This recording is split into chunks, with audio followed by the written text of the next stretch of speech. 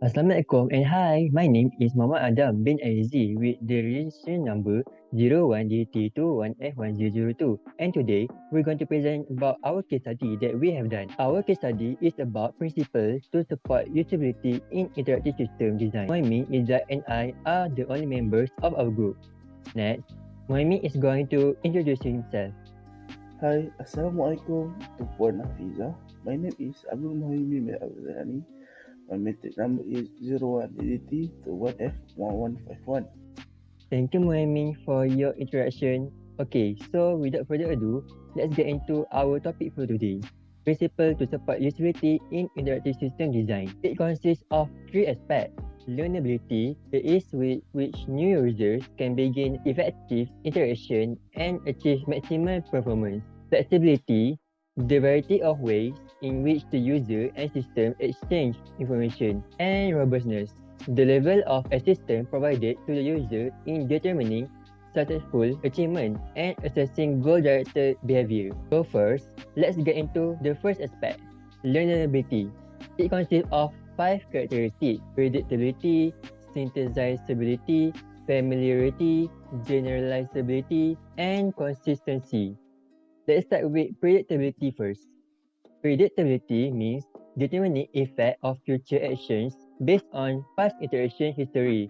Like, for example, if the user wants to share the video in our website and then the symbol in the picture below is a general symbol for sharing. Thus, the user knows the effect of the button and uses it to share the video. After that, operation visibility can make the user aware of what's happening on the interface right now. Like, for example, when the user moves the cursor to a symbol, the app name will pop up. And when the user removes the cursor from the app symbol, the pop-up will disappear. Next, synthesizability. In terms of synthesizability, the users can evaluate the impact of previous actions. For example, as shown in the picture below, the user can access what's going to happen if they press the Pinterest button, which means they will share that video on the Pinterest platform. Next, familiarity. Through familiarity, the user's prior knowledge can be applied to a new system. The user can guess the function of each button and symbol because every different system has a general standard design for everybody. For example, the symbol in the picture below is a general shopping bag symbol, so the user can already guess and know what the function of that button is, which is to check the user's current shopping cart. Next, generalizability. Through generalizability, users can extend specific interaction knowledge to new situations. For example, in the picture below, the user knows that those many small circles that are neatly close together are a slide of photos. Even though not all websites use the same design to show a slide of photos, this is already common knowledge to all people because of its similarity. A new but similar situation. Lastly, for learnability, there is consistency. User recognizes similarity in input or output behavior resulting from similar situation or task objectives. For example, in the picture below, both the buttons are different yet similar to each other. On the left are buttons for choosing different web pages, while on the right are buttons for choosing different photos. That's all for learnability. Next, I hand over the presentation to Izzat, who will continue the discussion about flexibility. Flexibility in our website. There is dialogue initiative, freedom from system imposed constraint on input dialogue. Users should be able to abandon, suspend, or resume tasks at any point.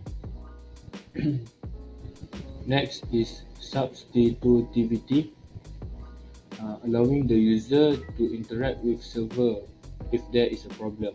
Representation multiplicity equal opportunity. If there is a problem that user facing, user can report it to members chat. Last is task migratability, ability to move performance of tasks to the entity, user or system that can do it better. spell checking, safety controls in plan, or for what kinds of tasks should the user be in control.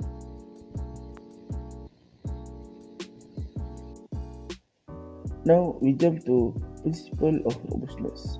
First point, observability. What is observability?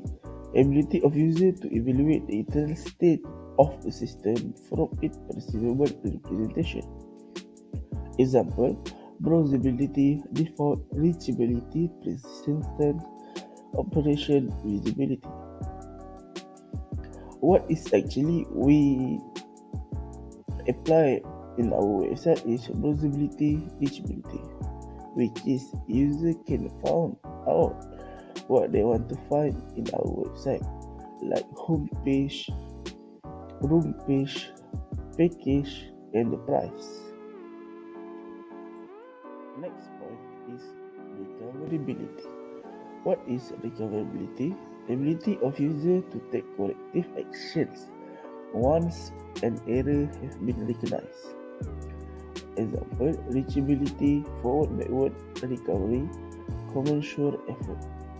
In our website, like cancel the payment, cancel order, and otherwise. Point number 3, responsiveness. What is responsiveness? Responsiveness is how the user perceives the rate of communication with the system. Example, stability. In our website, actually user and system can communicate actively because the system represent step by step and represent input that user can understand it because it's a friendly website. Last point of principle of robustness, which is task conformance. What is task conformance? The degree to which system service support all of the user tasks. Example, task completeness and task adequacy.